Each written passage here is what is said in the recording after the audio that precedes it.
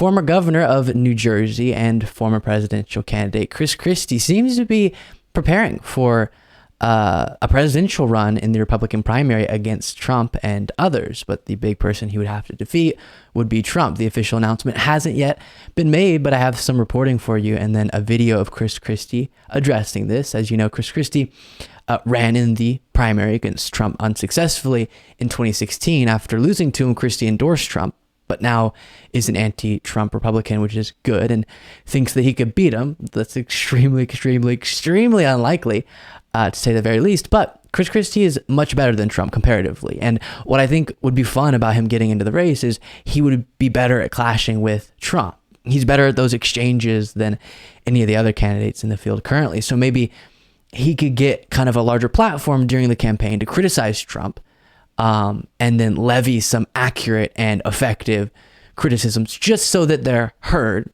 What impact will that make? I don't know, but just so that they're heard among some Republicans who are paying attention. But with that being said, here's some interesting reporting from the Daily Beast. If Chris Christie had a microphone to drop, he would have dropped it. I am the viable Trump alternative, the former New Jersey governor and not quite yet 2024 GOP presidential candidate told the Daily Beast.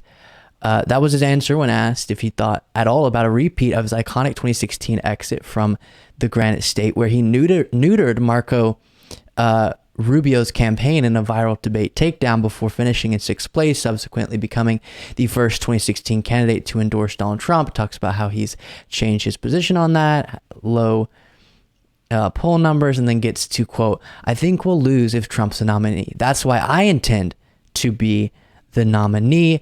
And then I have this for you, which is a clip of him addressing this. Take a look. It's an ongoing process that you investigate 3 different ways, right? First is to talk to people who have worked for you over time and who know you well, and to get their opinions. I've been doing that. Second is to go to donors and see if it's something they're willing to financially support, because you can't run a campaign for President of the United States without having significant financial support. And third, it's in your heart. Do you feel like you can get up every morning and feel like, yep, I know how I'm going to try to win this thing. I'm going to go do it. Those are the things that I'm figuring out. And when I get, enough in all 3 of those categories, which I'm forcing myself to, by no later than the middle of May, then I'll let everybody know. But I'm not there yet. I don't know enough yet. And I haven't spoken to enough folks yet to be able to make a final decision on the 3rd piece. But you're right about the first 2.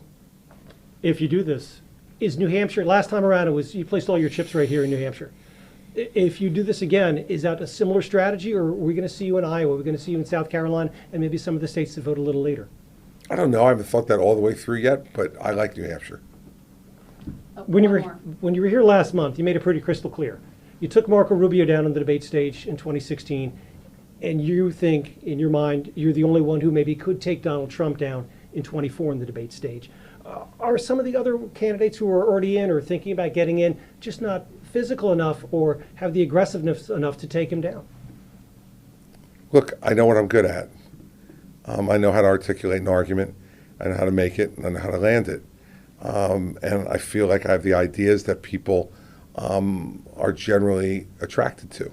So if you have those things, you have a good chance to be able to do it. No guarantees, but a good chance. As to the others, you guys will have to judge the others. I just know who I am. And I think you all know who I am and what I've been able to do before under the brightest of lights.